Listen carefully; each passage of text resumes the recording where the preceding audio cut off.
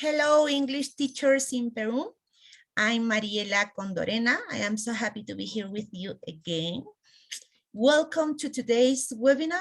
Today is our 11th webinar. And remember that you can follow us on our network. We have our Facebook, WhatsApp, Telegram, YouTube, and TikTok. Join us, dear teachers. We can share and learn a lot together. And today we have some instructions for you. Please consider these instructions in order to participate in today's webinar. Please remember that you have to type your questions in the comment section. The answers to your questions and comments will be replied by our guest speaker at the end of the webinar in the question time section. And about the exit ticket, that is so important because you need to register your attendance for today's webinar. So when finishing the webinar, we will share a link for you to have access to the exit ticket, which will be available for 15 minutes. And now it's time to know our guest speaker. Hello, Mrs. Gina Soplopuco. Could you introduce her, please? Hello, good afternoon, dear colleagues. Hope all of you are okay. I know that you are looking forward to this spectacular webinar called Nurturing Creativity in Today's Classroom. I'm honored to introduce Mrs. Patricia Laura Arbona. She is a teacher based in Argentina who specializes in phonetics and phonology and holds a postgraduate English language degree from Universidad de Buenos Aires.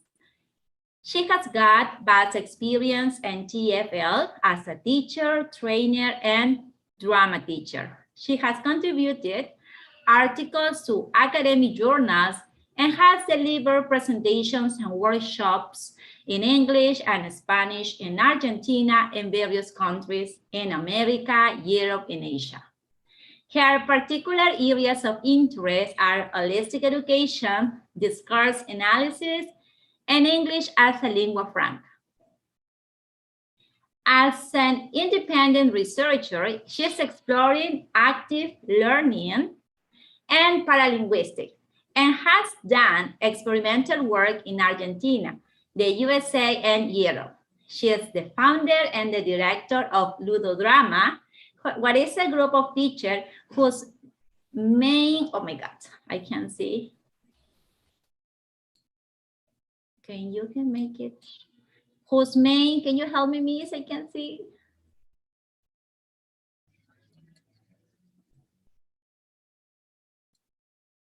Okay, and she is the founder and the director. Okay, so welcome, Mrs. Patricia. Please, virtual clap for her. Mrs. Patricia. Okay, thank you very much for the introduction. Before starting, I would like to say a big thank you to Mariela Condorena, English Teachers in Peru, and its great team for the invitation. Before starting, let me share the screen so that we can start right away.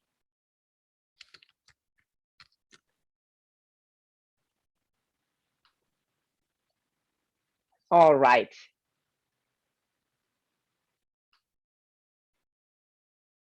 That's it.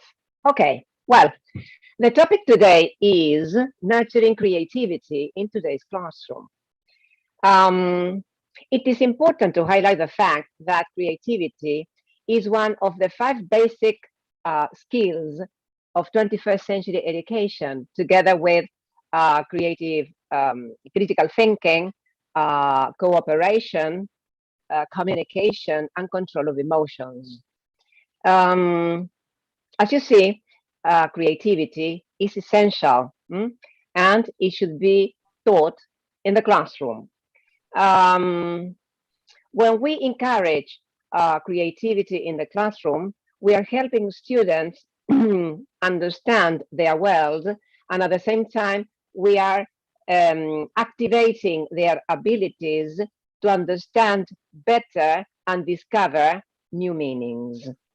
Everybody knows that the best way to learn is through play. And play and creativity form a binomial. They are closely connected and they cannot be separated. And children are very creative. You know that they discover the world through play and they use the question to know about what is around them. We can see how creative they are when, for example, they are playing with a cardboard box. They can turn it into a house, into a car, into a plane very easily. But and at the same time, they can create a whole story around it. This creativity gradually vanishes when they start school, and the questions are replaced by answers. Why does this happen? Well, we are still having a traditional way of teaching and learning. This is what is happening at the moment at school, and of course, English is no exception. Fortunately, we are in a period of transformation in education, and new tendencies in education are being implemented. For example, active methodologies, which place students in the center of the process of learning, giving them active participation. Of course, as we are in this process of transformation, these active methodologies have already been implemented in different parts of the world, and they are very successful because students can tell about what they do in the classroom, and they feel that they learn much better because they can draw a comparison between the type of learning they had when they had to follow the traditional model. So they can compare. But in the future, we hope that the traditional model will disappear because it is outdated. We know that it is not working any longer. But it is very important to highlight what Ken Robinson, when everybody knows who he was, said about creativity. He said that a school kills creativity, and it is true, because as the students learn by repetition, there is no place for creativity, and besides, they are passive receivers of information. And he insisted that creativity is as important as literacy. That's why we should encourage creativity in all school subjects, because the students unleash their imagination. Creativity is thinking differently. It is step outside the comfort zone. It means being innovative. It's about trying to express something in different ways. So now let's consider three trigger questions. You may write the answers in your chat box. The first one, can you mention words associated with creativity? The first words that come to your mind. Creativity is connected with what, for example? When I speak of creativity, I think of, I will read your answers. Patty, sorry, can you share the full screen of your slides? It is the full size. Screen. It is full screen. Oh, I can see.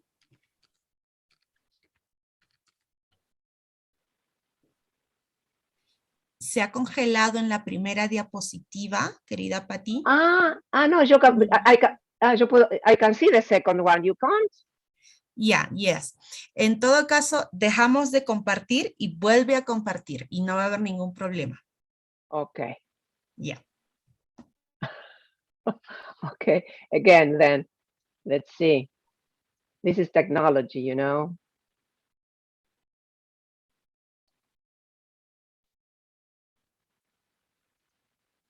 Here we are.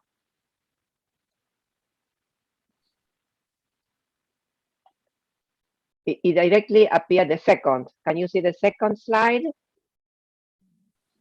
No yet. This is the first, now the second. Can you see the second? No, not yet. Can you close this? Can you close that screen? Yeah, the full screen. Close the full screen. All right. And open again. Yeah. Okay. Again now. Yeah, yes.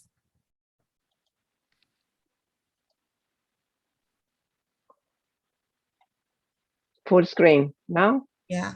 Okay, now share the full screen again.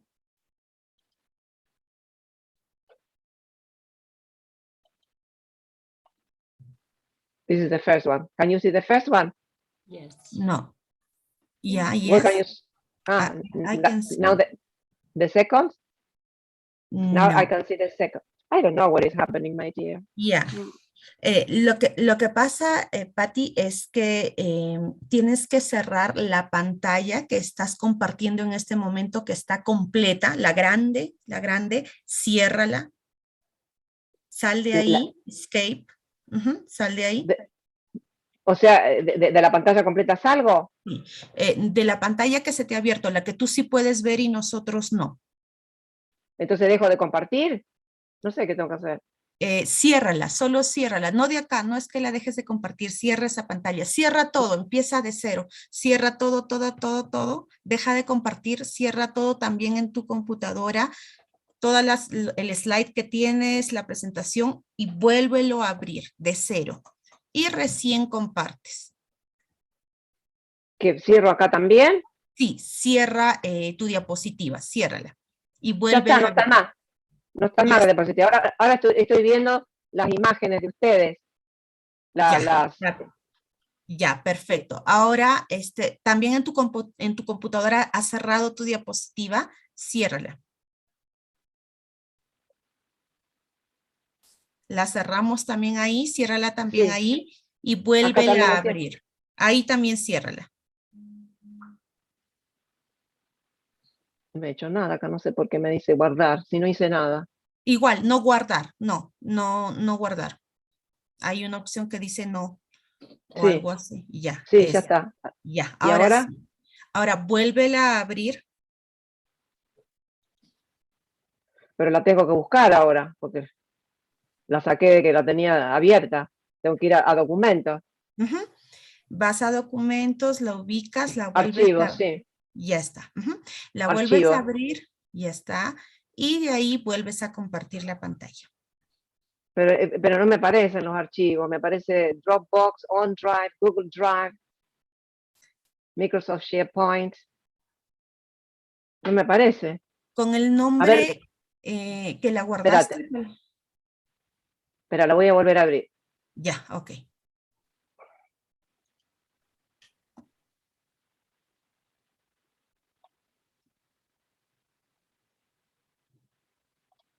Ok. Ahora sí.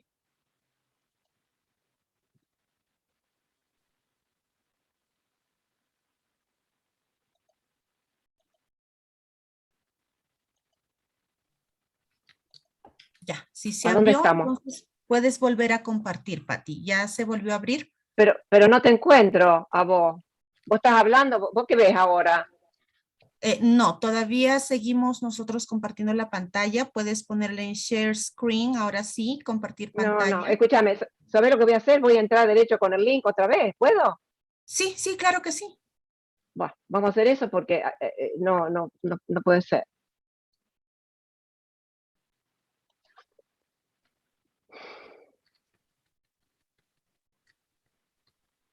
Pues es que yo te tengo acá abierta. A ver. Acá estoy. Está en la otra pantalla. Ajá, ahora sí puedes compartir. Va. Acá está. Ahí estoy.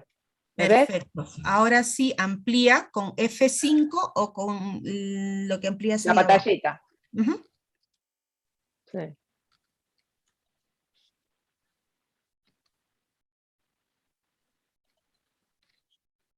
Ahí está. ¿Ve la primera?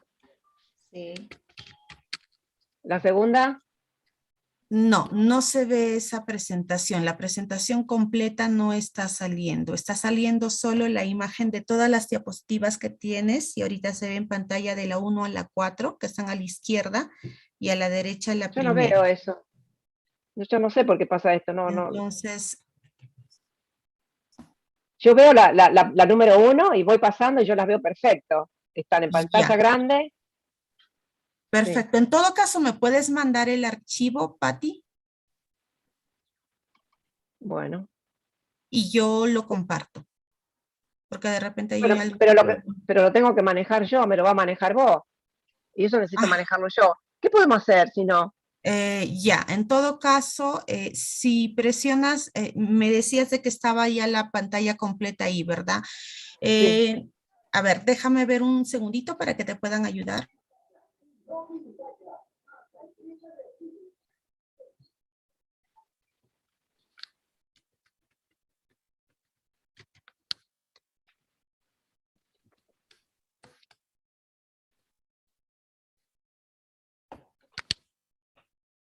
Ya, en el momento de, Patti, deja de compartir otra vez. Cuando coloques, deja de compartir otra vez, vamos a volver a compartir la pantalla y cuando elijas la pantalla vas a elegir, porque te van a salir varias pantallitas, la imagen en donde ves que está la pantalla completa, no esa de tu diapositiva. Cuando le pones ahí en compartir pantalla, se te abren diferentes opciones, ¿verdad? Hay diferentes imágenes. ¿Cuál? Hay 3. ¿Cuál? Ya. Abre en la que veas que está la pantalla completa, la que quieres mostrar, la de pantalla completa, no la que sea de diapositiva nada más, sino pantalla completa. Pero yo atrás tengo la pantalla que se vuelve completa. ¿Vos querés pero ahí te utilizar debe la aparecer. otra? Cuando tú le pones Sí, ya sé. compartir, ya está. A ver, ahí prueba. Elige esa pantalla, la que tú quieres mostrar. En compartir pantalla. Será esta, no sé. A Vamos ver ahora. A probar, no hay problema. A ver. Compartir. Uh-huh. Esta. A ver, ¿la ves? Ya está, perfecto. Ahora sí. Pero bueno, me desaparecieron las preguntas. No, ahí están. Ahí está. Uh-huh. Ya puedes continuar. Perdón. Well, okay, well, before this technical problem, I said that there are 3 trigger questions that I would like you to answer. The first one was, can you mention words associated with creativity? What is the first word that comes to your mind? Can you write that in your chat box, please?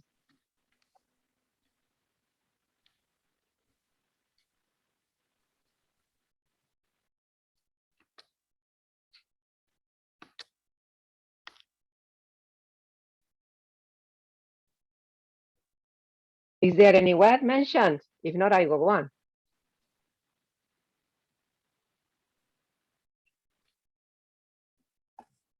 Yeah, yes, Patty. Just a second, please. Yes. If you let me, I can read the answers of this question. Yes. Okay. Please. Okay, so here, remember teachers that you can answer the questions on the chat box on YouTube, please. And here says, the first question, can you mention words associated with creativity? Says, okay. Innovation. Here I can read one. Innovation. Yeah, yes. Carmen said, great. Yes, innovation. Okay, we can also mention imagination, fantasy, perception. There are so many words associated with that. Second question, do you consider yourself a creative teacher? the answer is simple, yes and no. So I'll be honest, because sometimes we try to be creative, but we don't know how to be creative. So we need to get together with other teachers that probably may have more interesting ideas and work together in order to share them and work in the same way. Because remember that we always have the same audience. Our audience is the group of students we are having in front of our classes. So it is important to work with our colleagues in order to share our practices, and in this way we improve our teaching strategies, methods, and resources that can be used in the classroom. Well, I imagine that the question is yes, right? But sometimes remember that you think that you are creative because you are using a particular way of working, but when it is always the same type, you are no longer creative, because creativity has to do with change. We need to change permanently, right? Well, this is food for thought. And finally, what is the difference between teaching creatively and teaching creativity? Can you see the difference between the two? When do you teach creatively? What do you do when you teach this way?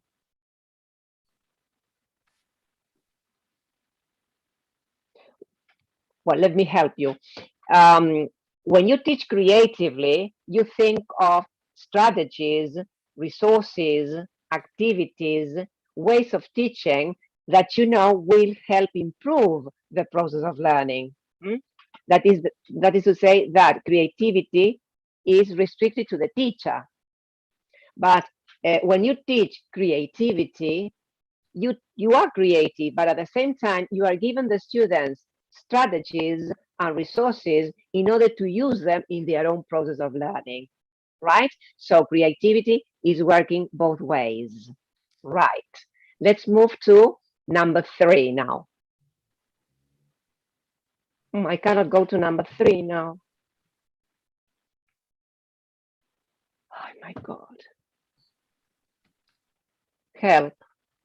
Why not? Mariela. Here we are. Well, why is creativity vital?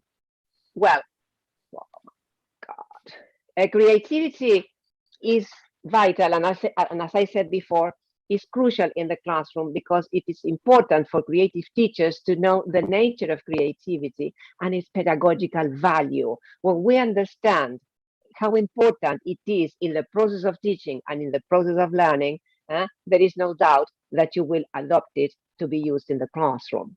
Well, first of all, it invites you to step outside the comfort zone and you enter the growth zone. This means that there are risks. You take challenges and you become a mold breaker. When you break the mold, this means that you do things which are completely different from the usual ones. They are not ordinary, they are not conventional. You are trying to give your students something different because you know that by using them, you will help them improve their learning. We should remember also that creativity is the heart of motivation. Whenever creativity is floating in the air, motivation is present. But there is something very interesting here, because when there is motivation, the students get engaged easily. And this has to do with focus and attention. It improves, creativity improves focus and attention. And something very important to be borne in mind is that attention is not asked. Normally, we ask for attention. Say, pay attention, sit down, pay attention, open your books. Well, that's not the way of starting a class, because probably the students are not ready to start paying attention because you have not offered them anything that may attract their attention. So attention should be gained. This means that you need to create a special atmosphere in which the students are eager to start learning. So once the students are paying attention, they get motivated. And motivation opens the door to curiosity. And when a student is curious, they start asking questions. And when they ask questions, this means that they are interested in what they are doing. Well, it promotes a healthy brain. You know that when your mind is constantly activated with new ideas, it feels great. It feels energized. The same happens when we exercise a muscle. We need to exercise a muscle in order to be ready to do the workout of the day. Well, the same happens in the process of learning. The brain likes creativity. And when we are using creativity, all the areas of the brain are working. It promotes multiple intelligences. Howard Gardner, remember, has redefined the concept of intelligence, and he says that it is a set of abilities and skills that can be developed. He has distinguished 8, and each human being has these 8 intelligences. What is different is the way they are combined. So it is our responsibility to discover the type of intelligences students bring to class in order to help them use them in their process of learning. Howard Gardner says, it is not important how smart you are, but how you are smart. That's the real question, right? Well, it boosts a creative mindset. When you have a creative mindset, you use your imagination, fantasy is always present, and you are ready to generate new ideas, to generate new ways of solving problems, because when we use creativity in the classroom and we encourage it to be used in the different activities we propose, we are preparing our students for now and the future, because the strategies, the creative strategies they learn now will be useful in their adult life, or they can be useful in their everyday lives, because it's not a question of using creativity and restrict it to the limits of the classroom. No, they can use it outside the classroom, at home, in the street, at the club, wherever.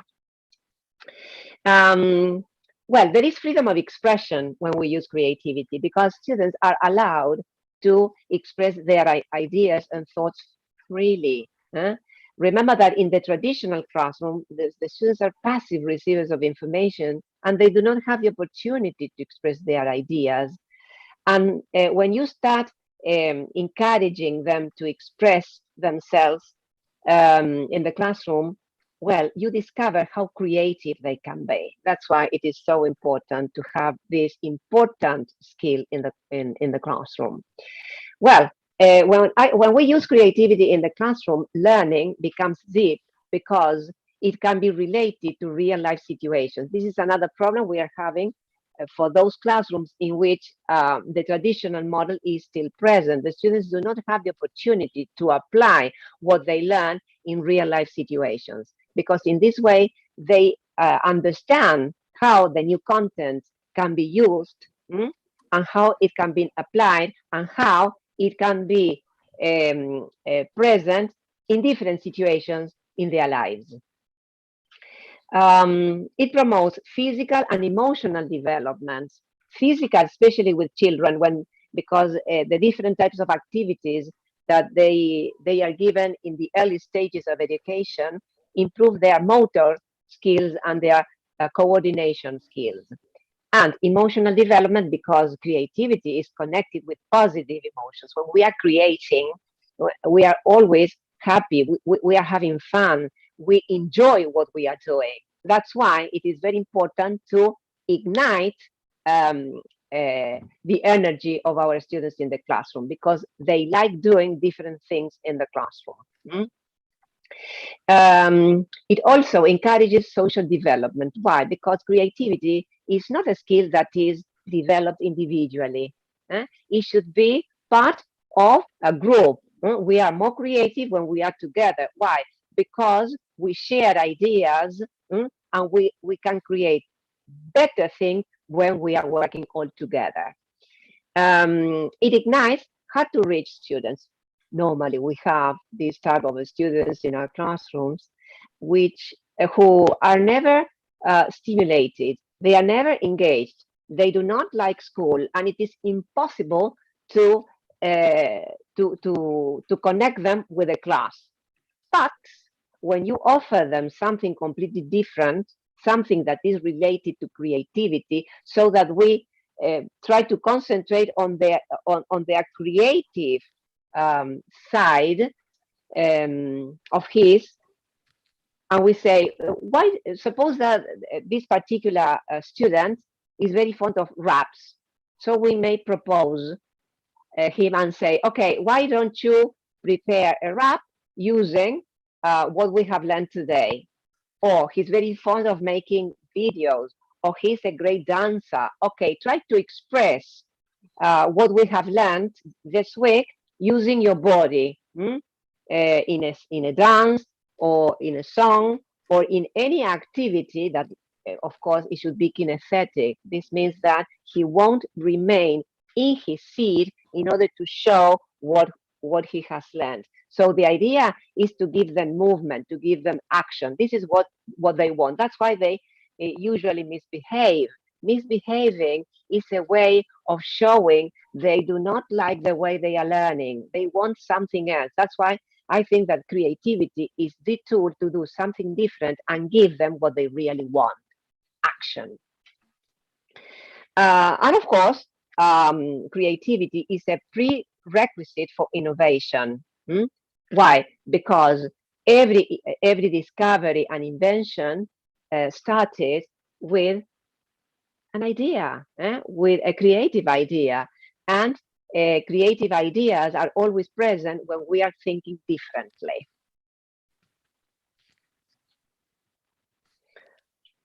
Okay, let's move to the next one. Let's see if I can.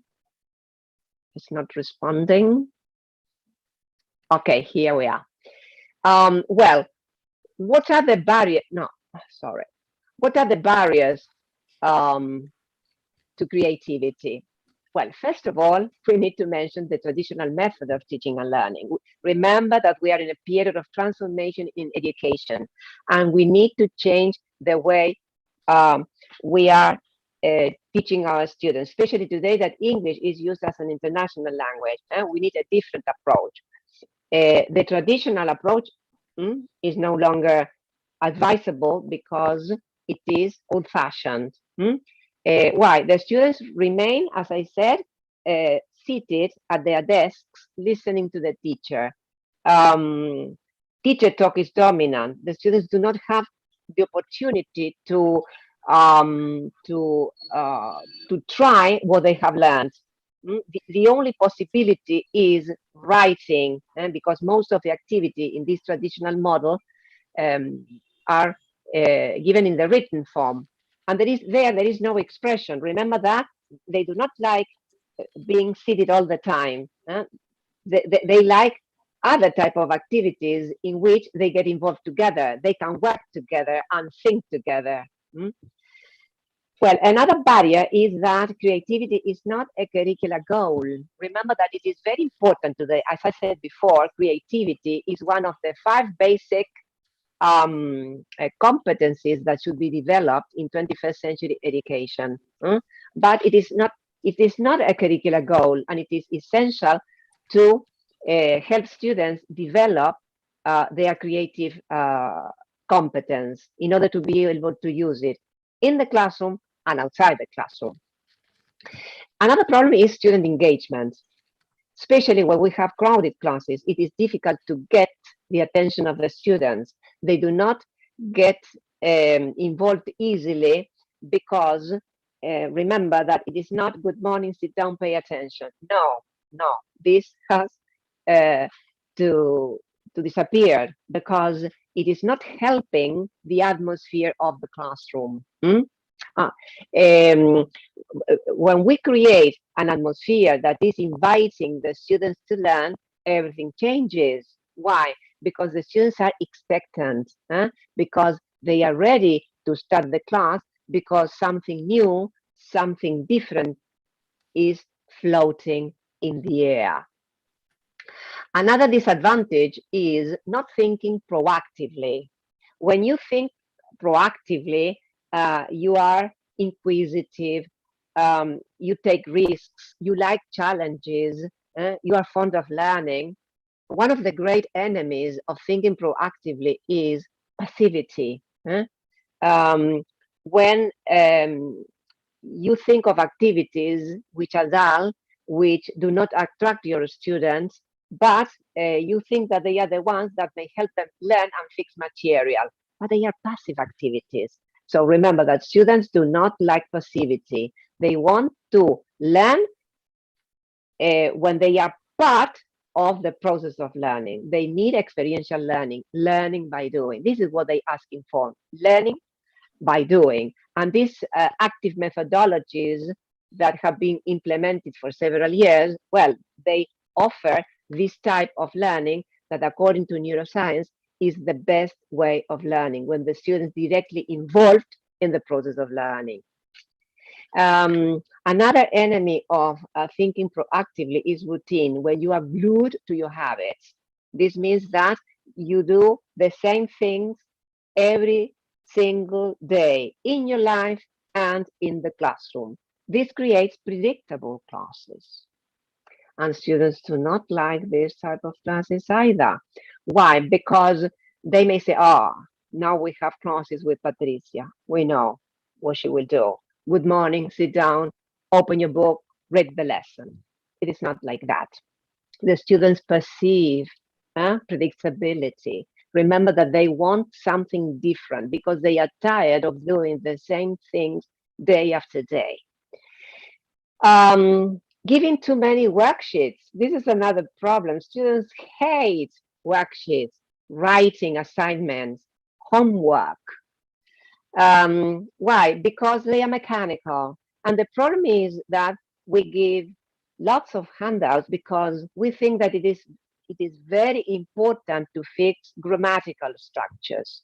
So all the activities are alike, they are mechanical. That's why they get tired of this type of activities. And there is a very important problem here, because normally all that grammatical practice that they have is not applied in any real life situation. Krashen says that too much grammar is dangerous because the students cannot apply it naturally. For example, we acquire our mother tongue and we learn all the language by imitation, through listening. So we use the grammar because we have heard those forms before. So the students also need exposure to become familiar to these English expressions or grammar forms. But exposure is not as important as it should be in the classroom either. Well, another obstacle is having a fixed mindset. When you have a fixed mindset, you are afraid of challenges. You feel fear of failure. You think that these are the abilities you have, and you don't think that they can be developed. And of course, to be an effective teacher, you need to have a growth mindset, because this is the type of mindset you should encourage your students. Students should understand that through hard work, they will be able to improve. That's why they need to assess their own progress, and feedback is important. When you have a fixed mindset, you prefer not to have feedback or constructive feedback, because you think that this is what you can do, and that's the end of the story. And this is a big mistake. Well, fear of failure. Well, sometimes students feel frustrated, they feel disappointed when they get a bad mark. But we should encourage them that they can improve if they pay attention to the mistakes they have committed. Normally, we give them a test, we mark them, and that's the end. We do not devote a class, if necessary, to correcting mistakes, to give the students reasons why the answer was not correct. In other words, when the students are able to understand the type of mistakes they have committed, they will be able to learn better. That's why mistakes should be taken as part of the process. They are pieces of information that will help the students improve. That's why mistakes shouldn't be punished. On the contrary, they are welcome. They are part of the process. Another disadvantage is when our classes are in a teaching mode, never in a learning mode. In a traditional classroom, of course, it is always in the teaching mode because the teacher is at the center of the class. She is the one who gives the directions. The students haven't got a voice to give opinions or to make suggestions because they need to pay attention and follow the instructions of the teacher. So when we start using creativity, we realize that this type of classes are not fruitful because the students are not enjoying what they are doing. And remember that sometimes they say that they hate school. Oh, it sounds so dangerous when they say that they hate school, but they hate school because they are not learning in the way they need, in the way they want. So when we present activities in which they can work together and they learn by doing, they change immediately. Okay, let's move to the next one.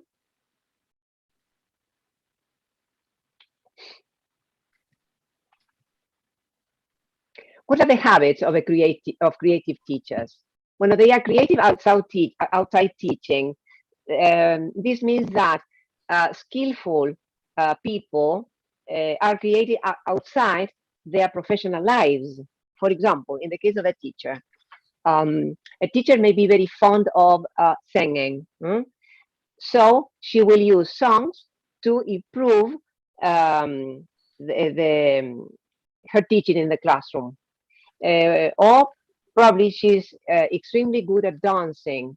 So she will encourage kinesthetic activities in which the students will be able to show what they have learned using their bodies. Isn't it amazing? Okay, they don't let standards stop them. This is very important because we may ask me, well, yes, creativity is interesting, but how can we implement creativity if we are still following a traditional model? Remember that our system is still traditional, at least in my country, it is traditional. But in spite of that, we innovative teachers are introducing changes. For example, I introduced drama many years ago, which the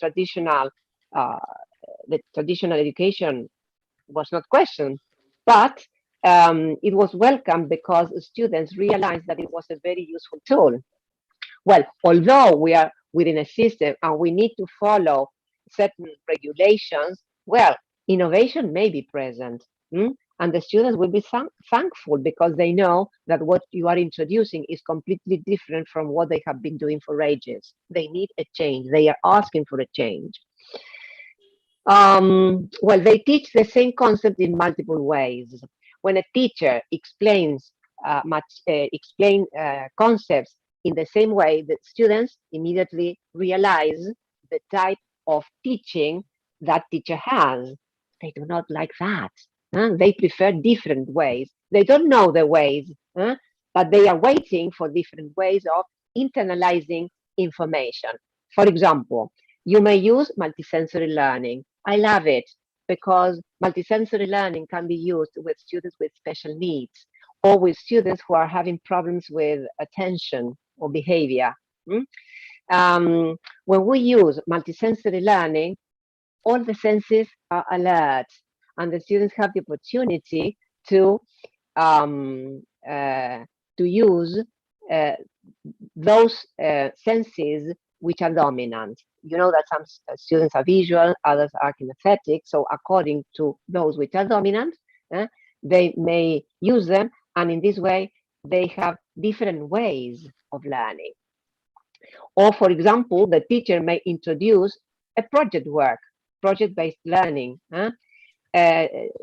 Students love working together. Remember that working together helps the development of different skills.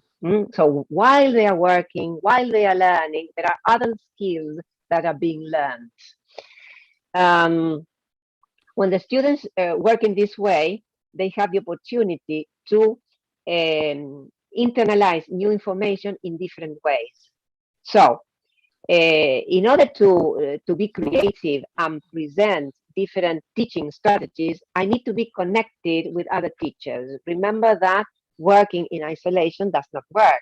That's why meetings with our colleagues are necessary in order to share our practices. We can record our own classes. Okay, let's say, well, this is my class. Tell me about it. I need constructive feedback because I feel that something is not working with this group. What is happening? I can't see it. Please help me. You see? Well, and in this way, we are working together and we are helping one another.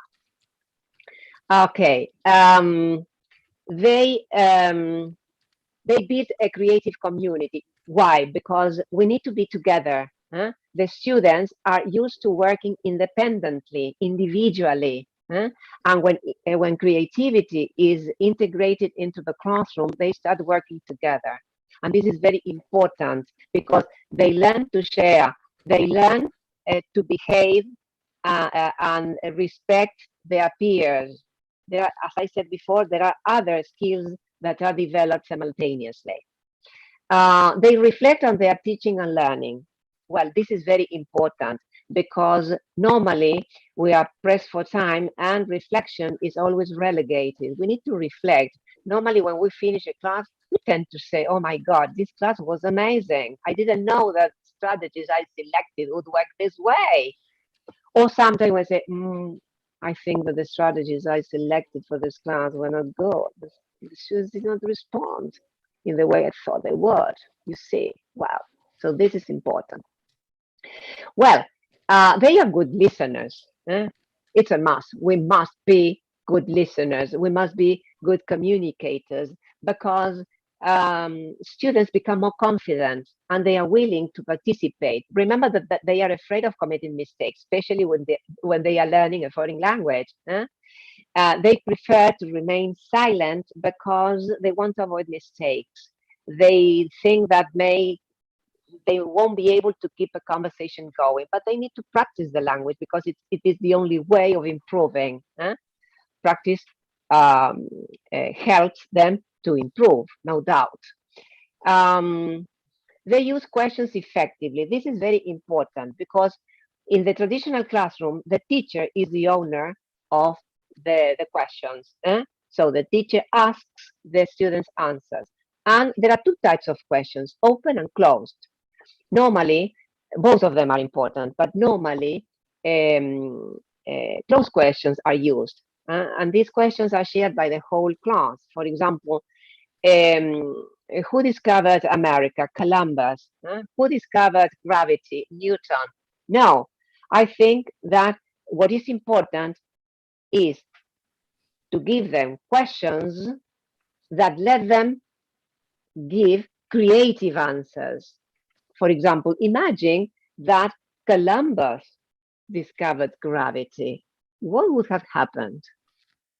So each student would have different answers. And this is good because when we create a classroom in which different types of answers are given, full of creativity, the students are learning because they pay attention to those answers. And sometimes their answers are ideas we have never thought before. So we are also learning. Remember that in the classroom, teachers and students are learners. Well, they embrace diversity. Well, today we have, we all know that homogeneous classes do not exist. This is what the traditional model promotes. Each student is unique and it has a particular characteristic which define the group they belong to. But today we also include students with special needs. So we need to prepare them special plans, lesson plans, in order to make them work together with the rest, so that there is unity. All the students are working together, independent of the capacities they bring to class. That's why on the first day of each course, we need to start knowing our students, because we have to teach the audience we are having. Because the strategies I may use with this group will be completely different from the ones that I can have with another group at the same level.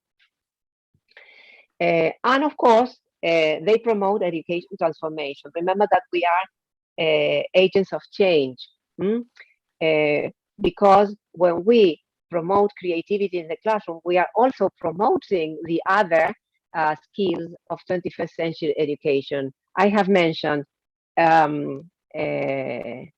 cooperation. I have mentioned communications. Students work together. They communicate and they express their ideas and thoughts. And also, I have related creativity with emotions. So we also encourage them to think critically, not only laterally, but critically. That's why they are agents of change. Okay. How to foster creativity? Well, think of creativity as a skill. Remember, it is a skill that can be developed. For this, we need to refer to Bloom's taxonomy. It is a hierarchical ordering of cognitive skills, which in a sentence help teachers teach and students learn. If we have a look at the pyramid, creating is the highest skill. In the 21st century, there is a tendency to flip the pyramid and start creating. Isn't it great? This means that when the students start creating, they experiment, they investigate, they try to discover really the new content. After that comes evaluation. This means that they make judgments or they justify a decision after the investigation or after the experimentation they have had before.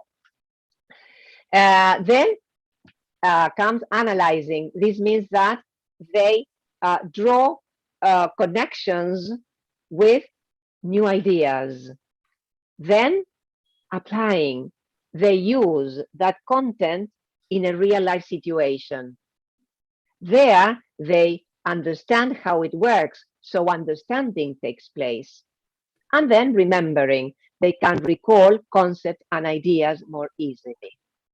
So the idea, independent of following this taxonomy, because not all teachers follow this taxonomy, but the idea is that when you start introducing creativity, well, you will see how differently teaching and learning can become. Okay.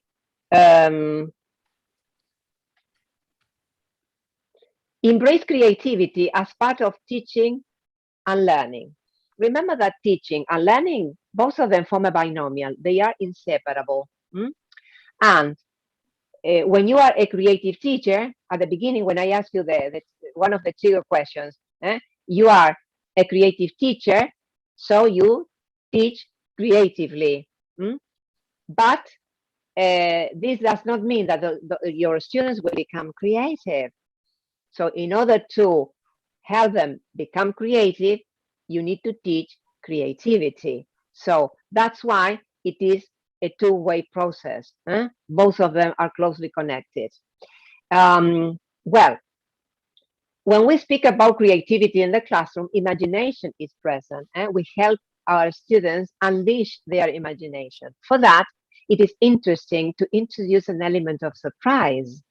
For example, just a mysterious word or a mysterious question on the board or a strange object on the desk during the break before starting the class may be the trigger. They are already curious because they want to know what they are. So when we start the class, they are already curious. This means that they are motivated and they want to know what you are about to tell them. So they are engaged. Well, mistakes, as I said before, they are welcome. Why are they welcome? Because they are didactic, because they teach. They are constructive because they help students build up their knowledge.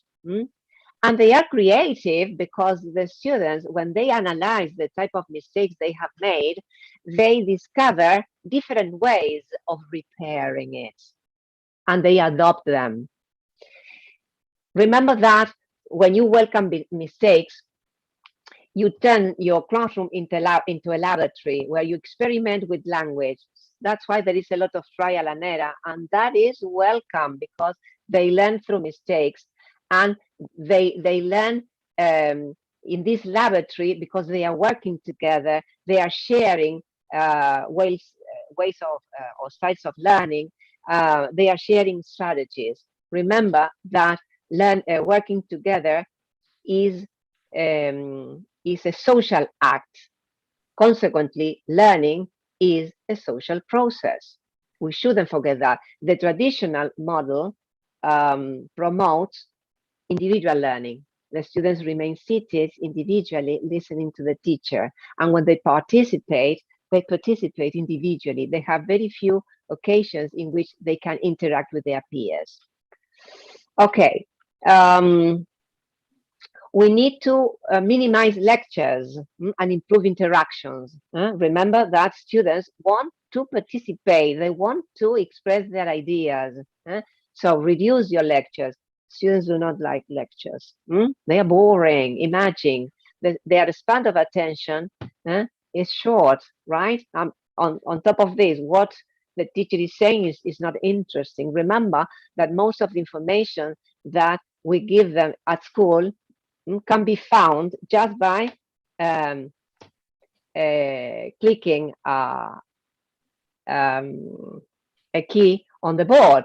So the thing is how you present that new content creatively. That's the idea. Well, we should introduce the arts and crafts in the classroom. This is very important because you know that the arts are creative. Whenever we think of the arts, we think of creativity, we think of imagination, perception, so ideas connected with something that we can enjoy. Normally we enjoy not all the types, not all different types of art, but we have a good time when we are involved in any of the art that can be used in the classroom. In the case of craft, craft is a way of helping the students unleash their imagination, especially with children. Why? Because normally in the initial levels, they use different types of material in order to create different types of works. For example, they use a piece of cloth, seeds, buttons, ribbons, thread, and clay. And they create their own works of art. For example, in our case, suppose that you have been teaching the parts of the body. So you tell your students, okay, you will create your own monster. But there is no need to be like a human being. Make it different. It is your creature. So make it original. Use your imagination. So they will start working, and probably an eye will be on the hand, or a hand may be on the head. You see. And after they have finished their creation, you may tell them, okay, describe your monster. And they will be talking about parts of a speech, but in a different way, not in the traditional one, using the picture of a human being. And this will become meaningful and memorable because it is a different way of presenting a usual topic, because students normally learn parts of the body. Okay, multidisciplinary lessons. This is very important and should be encouraged. Today we have, remember, active methodologies, and we can present a special topic, and the students can get information from the different subjects, and in this way they have a more integrated way of learning, because they can articulate the information that is provided by the different subjects in one work. It is important to have a flexible classroom layout. Seating arrangement is crucial. You should remember that orderly rows are not productive. We need a different way of seating our students. It can be, they can sit in a circle, or in a horseshoe, or they can sit in groups. In this way, they can interact better. I think that the orderly rows belong to the past. They are a clear example of the traditional school. Well, the teacher should encourage team building activities. Why? Because when the students work cooperatively, two stages occur. First, the interpersonal, in which they share information, they share strategies, styles of learning, different creative ideas. They are working together, they are thinking together. During this stage, in which they are sharing information and all that, they create a framework, and they support one another using this framework. Gradually, they reach the second stage, the intrapersonal. During this stage, they no longer that framework that was generated at the beginning. Why? Because they are in the process of becoming autonomous. Remember that one of our most important aims is to help them become autonomous, to be able to solve problems individually, and to use all the strategies they have been learning. They should use them in real life situations. Remember, they should not be restricted to classwork. And of course, metacognitive thinking. We should use these type of strategies, first of all, to reflect on our own teaching. We should become observers of our own practices, and we should encourage our students to be metacognitive. This means that they need to reflect on their own learning. This is something that is not done in general. Why? Because when they discover their weaknesses and their strengths, they are able to improve their learning. For that, they need to have a growth mindset. So you see, in a way, when we are speaking about creativity, we are connecting many things, many qualities, many skills that are improving students become better learners. When they discover the difficulties they are having, they share them with their peers. They work together and they construct new strategies together. So the idea is always working in teams, sharing everything. We should remember about working individually. Of course, that sometimes individual work is required, but in most of the cases, when we present creativity, well, let them think together, because they feel more comfortable when they are in a team. Okay. The next one.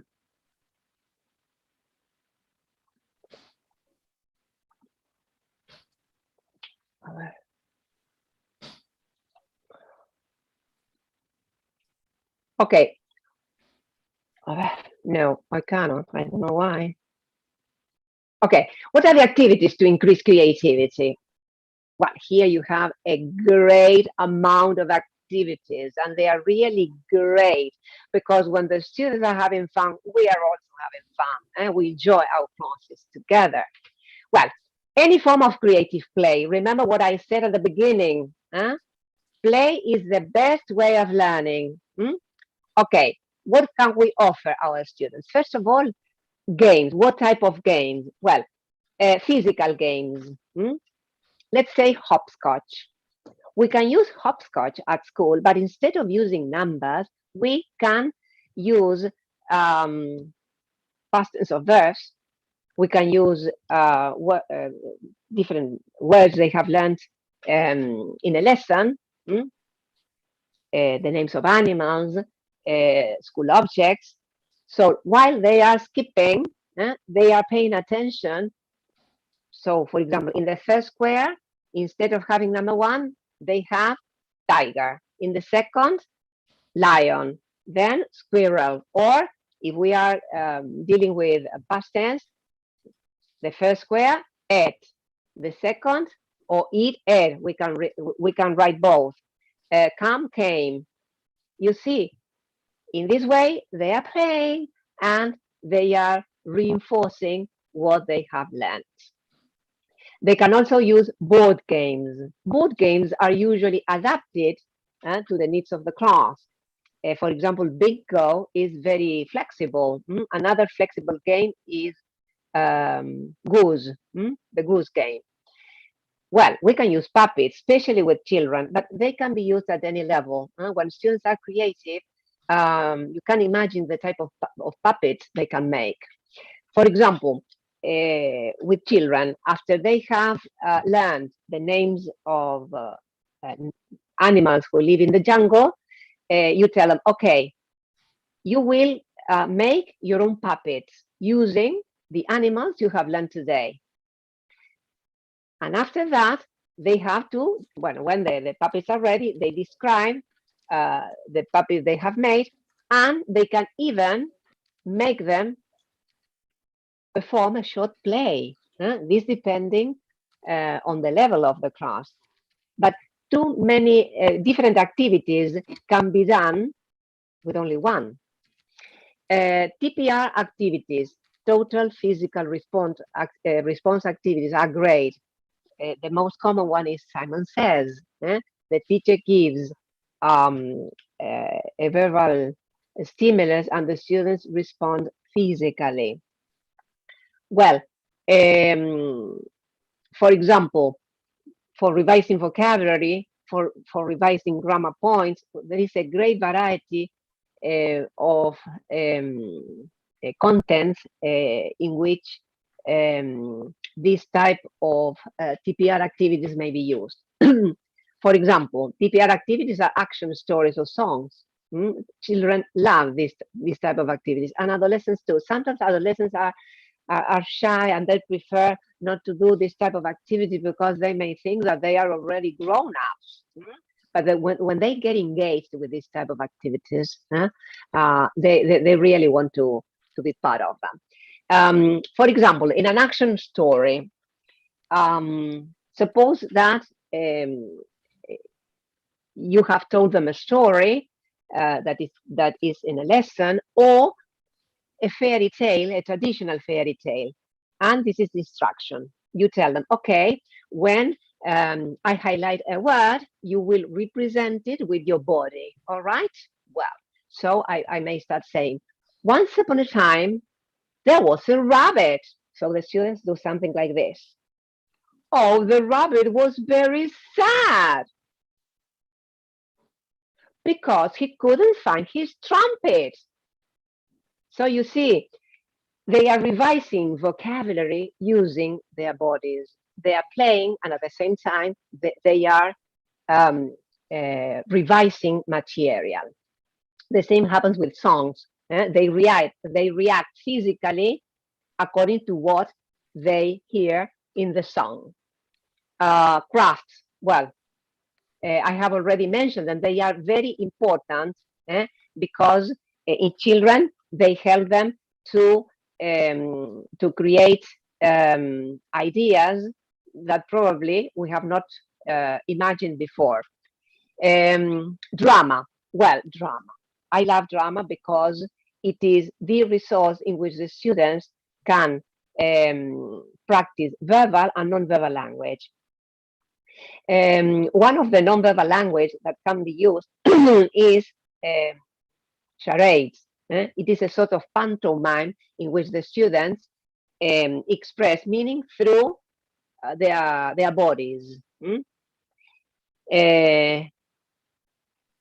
Normally, body language is not taught, and it is very important because it provides a lot of meaning, especially when we are having a conversation, and body language can enhance what we are saying. That's why it should be taken into account. So drama provides activities which are creative, and at the same time, these skills are also developed. Together with drama, we use music, dance, and movement. You see that in most of the activities, movement is always present. The students do not remain seated. Of course, that there are activities that really need individual work, as I said before. But remember that when they are active participants, they learn better. Learning by doing is the best way of internalizing information. Well, creative writing and creative, well, this is an individual work, for example. Creative writing and drawing, both of them are very important. Why? Because there you give the student the opportunity to unleash their imagination and write an essay or a composition, a poem, a limerick. And according to research, drawing is superior to writing and reading, because the students process information in 3 different ways: kinesthetically, visually, and meaningfully. That's why drawing is so important. And you know that when students, before starting school, children express their feelings, express the world around them through drawing. That's why it is so important. Oh, well, and of course, finally, we can use digital media. You know that there are hundreds of opportunities to express your creativity through different software programs and apps. When students are fond of making videos or create pieces of art using different apps, well, you can let them unleash their imagination and using all these devices. Remember something very important, that technology is a tool and it should be adapted to the needs of the students, not the other way around, because it may be dangerous. Okay, now let's see creativity in action. This is a very important activity that I normally give my students in order to introduce creativity in the classroom. And it is called imagination workout. It boosts your abstract thinking skills. Abstract thinking allows you to see the greater pictures of an event or an idea. What you can do in the classroom is to give a sheet of paper to each student and tell them to write a word. When they finish, you collect them and put them in a bag, and then in turn you tell them to draw 2 pieces of 2 pieces, and then in this case, sorry, I said word, to make an incomplete drawing. So there they unleash their imagination. Then you pick them and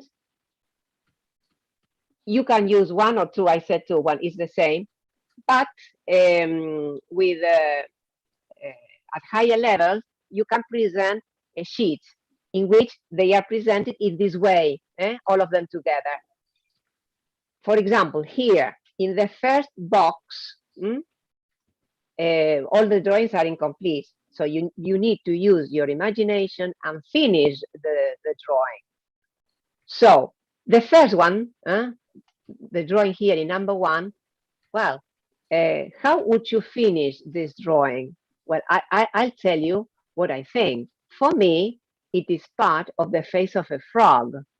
If I finish the drawing, I will have the face of a frog. For example, in number 2, of course, that you may imagine something completely different. Well, that is the idea, to share your ideas about the way you may finish each of these incomplete drawings. For example, number 2, well, it makes you think. Well, for me, it is a stick figure. So here I draw the head, here the arms, the legs, and the arms are up because the stick figure is stretching, you see, but probably you have thought of something completely different. And what about this one? Two lines together. Well, for me, it is a hamburger. Why? Because I can finish the drawing and I can include pieces of lettuce here, a small French fry here, and the hamburger between the 2 lines. Of course, that you might have thought of something different. So you are encouraging your creativity permanently. Okay, now the set of activities that I have included here, except the last one, has been taken from Gianni Rodari. Probably you might have heard of him. He was an Italian teacher, journalist, and writer. And he was very interesting in developing creativity in children. He wrote important books for children in which creativity is always present. Really, his books are amazing, and they can be used, of course, in Spanish and in English.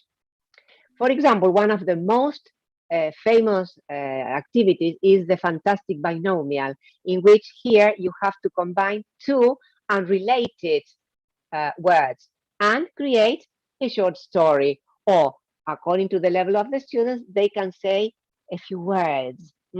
So, for example, in the first case, I have selected a carrot and a book. So in what way do you think they can be related? Well, you start using your imagination. Of course, that you can give life to the words mentioned in the binomial. For example, I may say, well, I was eating a carrot and at the same time I was reading a book, and my horse wanted to eat my carrot, so I immediately ate it. Oh, it was not good, because he discovered where it was, and he ate my carrot, and he wiped his mouth with my book. This is one story, and you see that I'm using all the drama that is also practiced when I use creativity in the classroom. Well, for example, in the case of a tree and a window, well, I can give life to them, and I say, well, you know, I'm a tree, but I'm very sad because my neighbor has been turned into a window. Oh, I'm so worried about it, because probably I will have the same fate.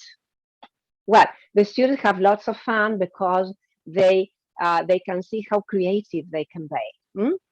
And this can be used at all levels. I used that with college students too. Well, another interesting activity he proposed is salad of stories. Everybody knows the traditional tales. So what you offer the students is to take pieces of information from these traditional tales and create a new one. For example, once upon a time, Cinderella was walking along a road. Suddenly, Little Mermaid appeared. She was very worried because she couldn't find Nemo. And then you go on. You see, I have taken information from each tale. Then upside down fairy tales. This has lots of fun because here the stories are upside down because Cinderella does not marry. Little Red Riding Hood does not visit Granny, or Little Mermaid did not live in the sea. You see, you can create stories like that. And same story, different ending is when the students tell the story. It may be a story you might have given them as part of a lesson. So they retell the story, but what is creative is the ending. They provide something creative, something different, something out of the blue. Well, and the last one is a game that I normally use with my students. It is amazing. It can be used with children, with adults, and with college students. It is the same. There you have a photo. The storyteller dice. It contains 6 dice, but depending on the group, you can use 3. So what the students have to do is to roll the dice, and then, for example, they have to make a story with the pictures with the upside that are facing upwards. When you use the 6 dice, well, it can be a story that is told in groups. You can't imagine, you can't imagine how creative this activity is, and students at all levels enjoy this game very much. That's why I want to share it with you today. Okay, final thoughts. You can't use up creativity. The more you use, the more you have. Wise words said by Maya Angelou. Remember, creativity is not an option. It's a necessity. It's a priority. It is essential in the classroom. Remember that today students need to be creative to be able to face this unpredictable world we are having, right? And my advice for you today, embrace creativity and let it blossom to its full potential and make it your best friend. Thank you very much. Now I'm ready to listen to your questions. I'll stop sharing this, okay?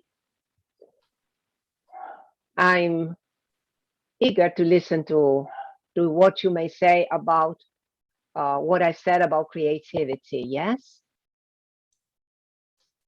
Hi, Angela.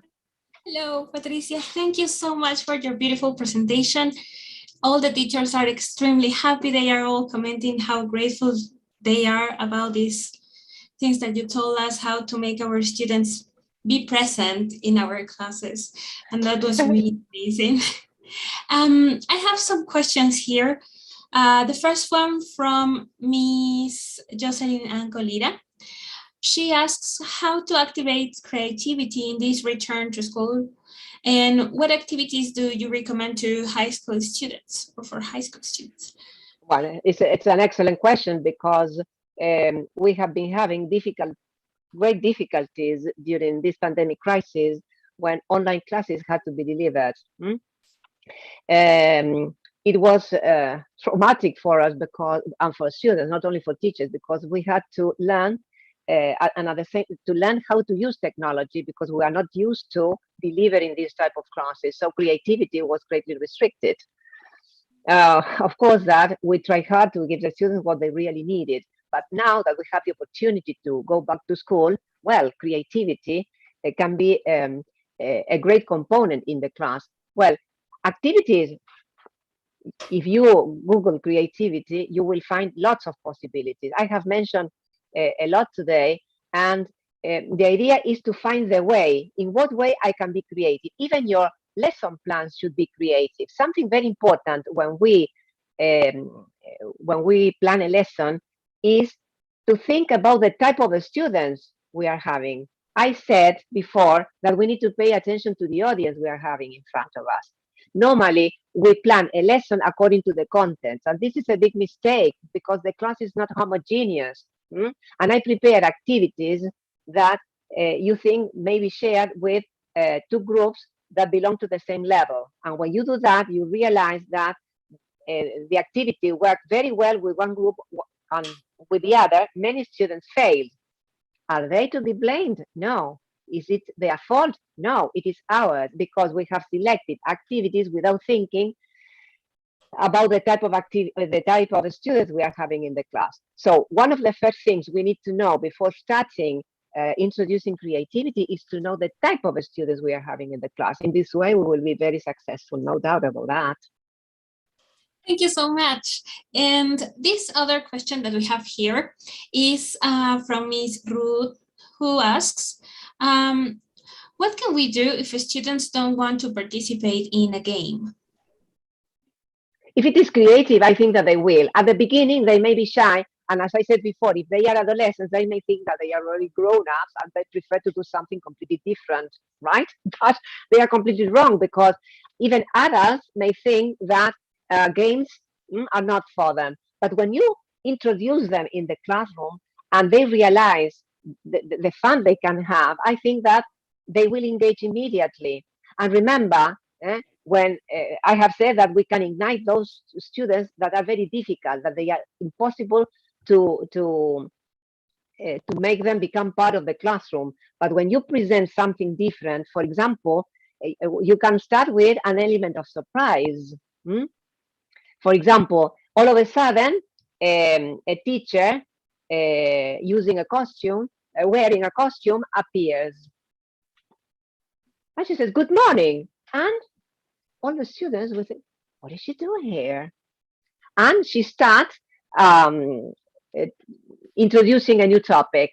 "Well, I'm dressed up in this way because today I want to tell you a story.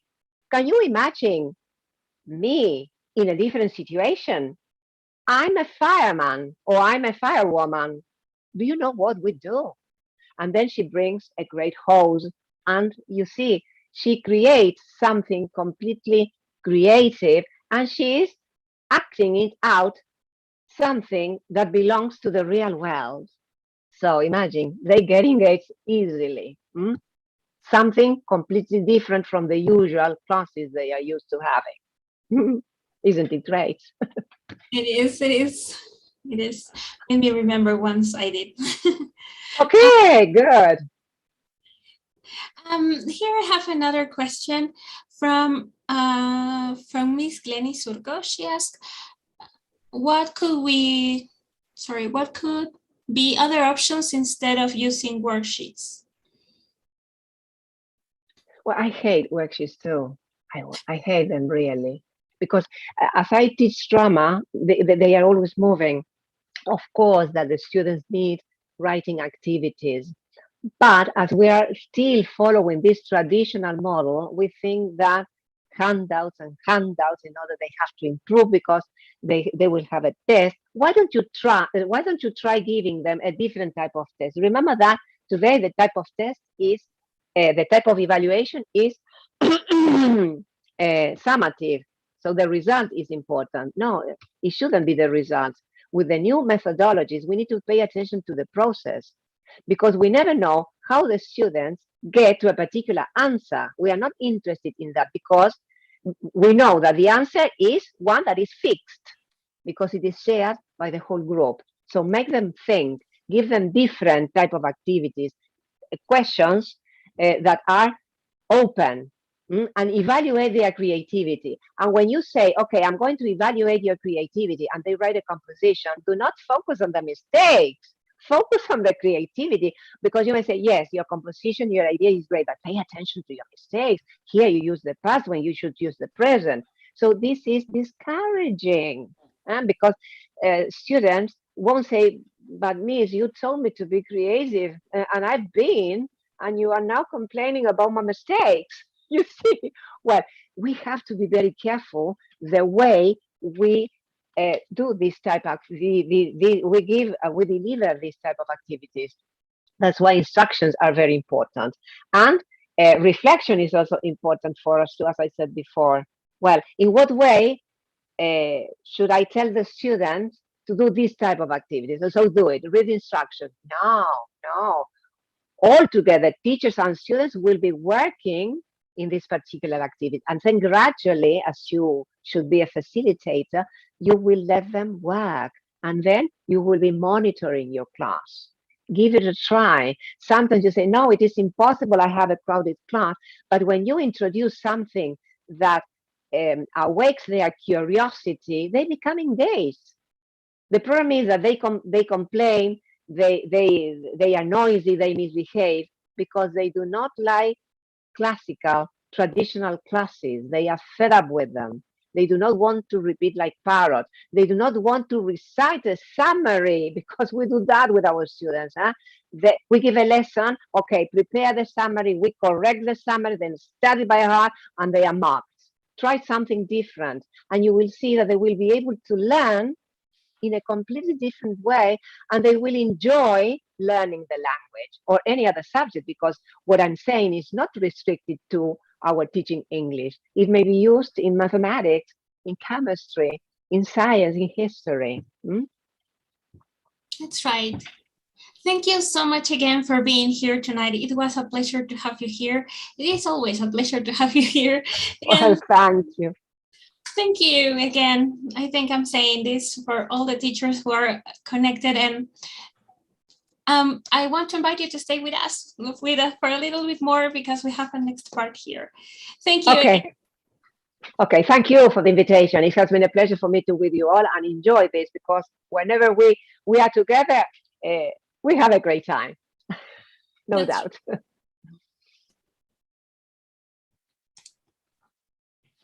Thank you, dear Patricia. Now it's time to know what we have for the next webinar.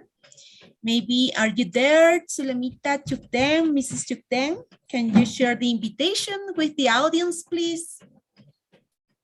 Okay, thank you, Miss Mariela. First of all, thank you again, Mrs. Arbona, for your outstanding presentation and for clarifying some teachers' doubts. Thank you. Thank you. Well, teachers, I invite you to join our last webinar. Yes, our last webinar next Saturday at 6 p.m. We will close our ELT Tech Summer webinar series with a final flourish, because we have two representatives of the British Council. The first one is Graham Stanley. He will talk about supporting language learning with technology. And Ralph Grayson, will talk about continuous professional development, finding new ways of teaching. Also, we have another guest speaker. This is Mrs. Marin, Leonor Marin. She's in charge of a project, Prelim. She will present the gift in magic of Prelim 2, partner remote English language improvement. There are 40 fortunate countries which were selected and Peru is among them. In this brief session, we will be sharing where Prelim is taking place in our country, what a class is like, and which regions have been taken in consideration and why. So teachers, you can't miss it out. Hope you can join us next Saturday at 6 p.m. Thank you. Thank you, Zuli. Y para todos, English teachers, para todos los que están conectados, los saludos para toda la audiencia, para los que nos han saludado desde México, para los más de 400, casi 500 maestros que han estado conectados el día de hoy. Solo quiero recordarles lo siguiente porque están preguntando en el chat de YouTube. Sí, la próxima semana, el día viernes, descansamos y vamos a tener nuestro cierre de este ciclo de webinars, nuestro closing, la clausura, el sábado 26. Así que para el sábado 26 nos conectamos todos a las 6 de la tarde. Es obligatoria su asistencia porque es nuestra clausura y la vamos a hacer a lo grande. Tenemos muchas sorpresas también para ustedes, además de la presencia de estos excelentes ponentes, profesionales de gran trayectoria, como ya lo mencionó nuestra querida Sulamita Chukdem, Graham Stanley, que es el director del British Council Américas a nivel internacional, y nuestro querido Ralph Grayson, que es el director del British Council en Perú, de toda el área de educación, y en este caso pues los vamos a tener para la próxima semana junto a Leonor Marín. Así que están más que invitados, vamos a conocer mucho de lo que el British Council ofrece también para los maestros de inglés, muchas capacitaciones, muchas oportunidades de aprendizaje, programas, materiales, recursos y mucho más. Ahora sí, momento de compartir el éxito ticket con Mr. Elmer Quispe. Are you there? Mr. Quispe? Okay, I'm here, Miss Mariela. Listen to me. Yeah, yes. Okay, excellent. Let's continue. Hello, everyone, dear English teachers in Peru. Good evening. Miss Patricia Arbona, a pleasure to have. It's very important to learn strategies to develop creative thinking our students and learn from their mistakes. Congratulations. Thank you. Ok, el exit ticket solamente va a estar abierto 15 minutos, así que estar muy atentos, ¿sí? Ok, small letter, letra minúscula, HTTPS, CUTT.ly/,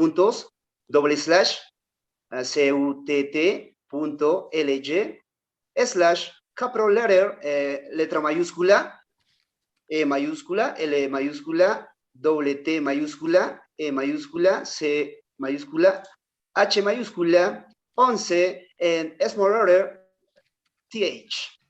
Recuerden, teachers, solamente estará habilitado por 15 minutos el exit ticket. Ok, let's go. Muchísimas gracias, Miss Mariela, le doy el pase. Muchas gracias a ti, querido Elmer. Y sí, me corrijo, creo que fue la emoción. Por aquí creo que también me están corrigiendo los teachers, tienen mucha razón. Fue la emoción de tener a todos los representantes del British Council en nuestra clausura. El próximo sábado es 19, ¿verdad? Le colocamos la fecha 26, no, 19, pero es el próximo sábado, de eso sí estamos seguros.